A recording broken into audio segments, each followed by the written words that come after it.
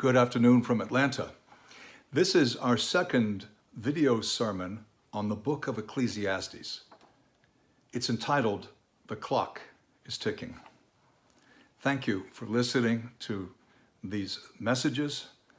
Thank you for those of you who are translating them in other countries for your work as well. Let's recap what we looked at last time. In the book of Ecclesiastes, the writer says that everything is meaningless. But as we saw, what he means is that life without God is meaningless. After all, everything comes to an end. Generations come and generations go. And ultimately, the world is nothing. Nothing lasts if the world is all there is. Nothing endures for eternity. But if there's a God, and with God, and living for God, everything becomes meaningful. Of course, a great question is, how meaningful is my life? Am I investing myself in something that really counts for eternity? The world rushes carelessly ahead towards oblivion in the pursuit of pleasure. But if we will stay close to Christ, we will not be empty because he saved us from the empty way of life handed down to us. The message was simply called, "Everything is Meaningless." So today's The Clock is Ticking, we're going to go towards the end of the book, where the assembly leader tells his hearers to remember the Creator in the days of their youth. And if it's too late, if you're just starting to know God and you're not so young, then we could put this a different way. Remember the Creator as early as possible. Don't wait. Let's read. I'll be reading 11:8 to 12:1. However many years one lives, one should rejoice in them all. But remember that the days of darkness will be many. All that is coming is vanity. Rejoice, O youth, while you are young. Let your heart be merry in the days of your youth. Walk where your heart leads you, where your eyes look. But know that on all these counts, God will bring you to judgment. Banish trouble from your heart and remove suffering from your body. For youthfulness and black hair are fleeting. Remember your Creator and the days of your youth, before the days of misfortune come and the years arrive of which you will say, "I have no pleasure in them." We're urged to remember God while we still have the strength to do that. And that's so important. You know, with age, it becomes more and more difficult. I'm not as flexible as I was at age 18 when I was baptized. With age, things become challenging. They're health challenges. Stubborn patterns in our lives run deeper and deeper. They tend to be harder to change. They get more and more entrenched in our lives. People we know are dying. And more, the older we are, and the temptation is to become sentimental, to become soft, to go easy on them and go easy on ourselves, and even think that even without biblical faith, maybe they'll be okay. Maybe I don't need to share my faith with them. There's a loss of strength, physical, emotional, and even mental strength that comes with age.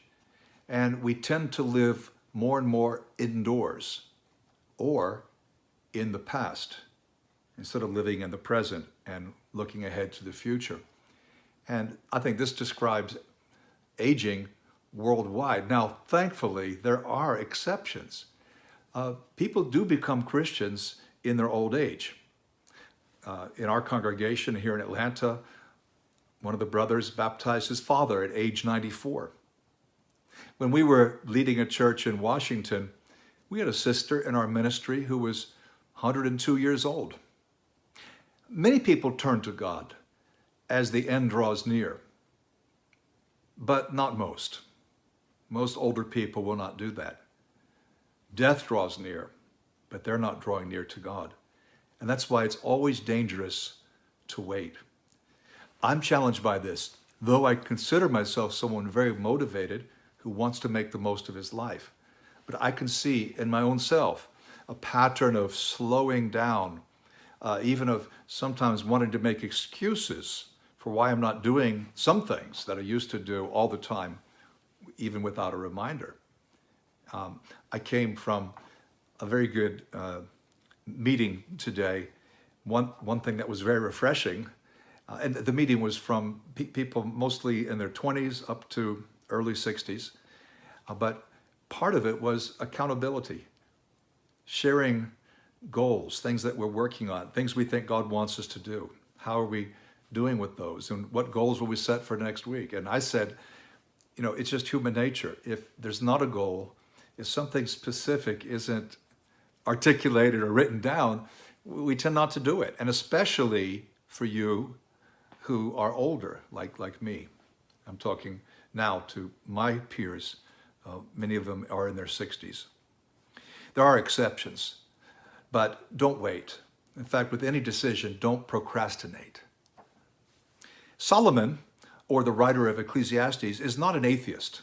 He's not an agnostic, he's not a cynic, but as we saw last time, his faith has been colored, or shall we say discolored, by worldly humanistic thinking. And if you haven't done it, I encourage you, read the entire book of Ecclesiastes. It won't take long. You can probably read it in one sitting. That is, sit down with the book and start, and don't stop reading till you finish it. It's not long. But you'll sense the feeling of frustration, the feeling of loneliness, or maybe even tedium. It's like boredom, but tedium is when things just aren't fresh. It's slow, it's hard, it's not rewarding. Well, despite Solomon's wrong perspective, his basic message was still correct. And as we'll see, he ends up on the right track, at least by the end of the book. Well, in between, we won't read this entire poem. You know, much of Ecclesiastes is poetry, a huge part of it. But it's a poem about old age. And we read the beginning. Remember your Creator in the days of your youth, before the days of misfortune come, and the years arrive of which you will say, I have no pleasure in them. Before the darkening of sun and light, and moon and stars, and the return of clouds after the grain, and so forth. And all commentators are agreed that what follows is a description of old age, highly poetical. Don't have time to explain it all here. But just that beginning part, he talks about the darkening of sun and light, moon and stars. So things become darker, more sad, more dismal. The return of clouds after the rain. So there's been one storm, and you're just recovering from one storm, and now comes another storm. You know, your friend across the street dies, and you go to his funeral, and then the next week you hear someone else dies, and you've got another funeral. Or you go to the doctor, and there's a problem, and then there's another problem. And things tend to build up like that with age. And people, they simply run out of energy, and they're distracted and don't think about God. Please don't delay that decision to live for God, to make Jesus Lord, if you're not a Christian, and to do it as soon as possible. Now, at the very end, we'll read the final two verses of Ecclesiastes. Here's how they go. The end of the matter, when all is heard, fear God and keep his commandments, for this is the duty of everyone. For God will bring every deed to judgment over all that is hidden, whether good or evil. So there's not a denial of God. He's not saying that everything is meaningless. Simply, under the sun, it's meaningless. But with God, everything's meaningful, because we're approaching a time when there is a settling of accounts, a judgment day. So this is so different to what many religions teach. The Bible says we have one chance.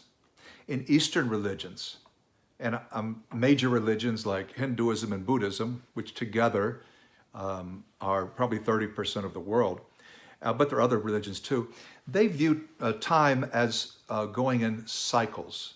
They're circles. And there may be reincarnation. There are different lifetimes, different opportunities, then things repeat. So it's not as motivating if you think this life is my only chance, like the Bible teaches, Hebrews 9:27, then you take it more seriously. But when, well, the earth's been here forever and the world will be here forever and the cycle will keep repeating, which is not actually correct even scientifically. The world's not been here forever. That's Eastern religion. Now, Western religions, Judaism and Christianity, and Islam, which borrows from those religions. In Western religion, time is linear. It has a beginning and it goes in one direction. It doesn't repeat. There's one opportunity, and we need to take that seriously.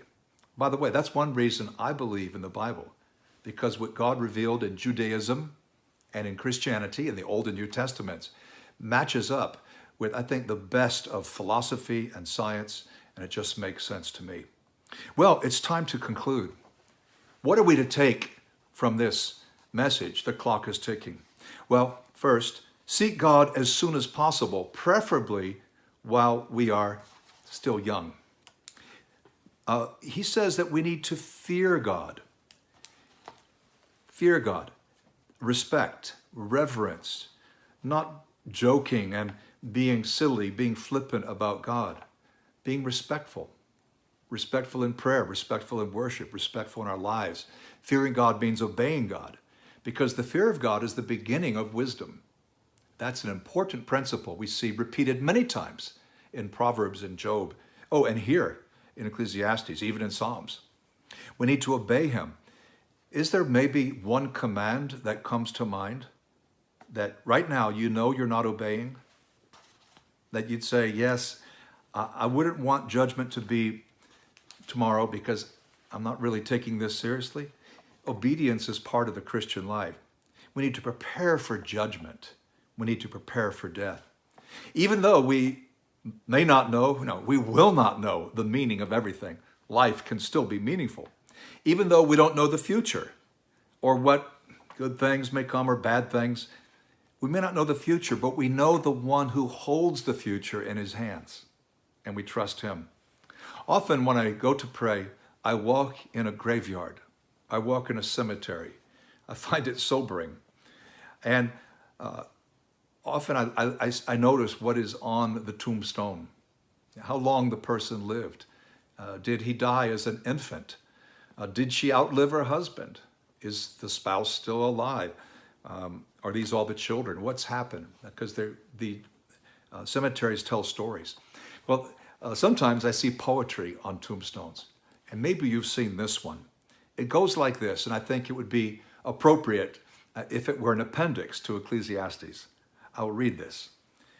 Remember me as you pass by, as you are now, so once was I. As I am now, so you must be. Prepare for death and follow me. We need those reminders. Now again, in Ecclesiastes, fear God, keep his commandments. God will bring every deed to judgment, whether all that is hidden, and whether good or evil. The clock is ticking. Let's take that lesson seriously. And our next message, and it'll be our final message in this unit on the wisdom literature, we'll have a talk from the Song of Songs, the Song of Solomon. Thank you for listening.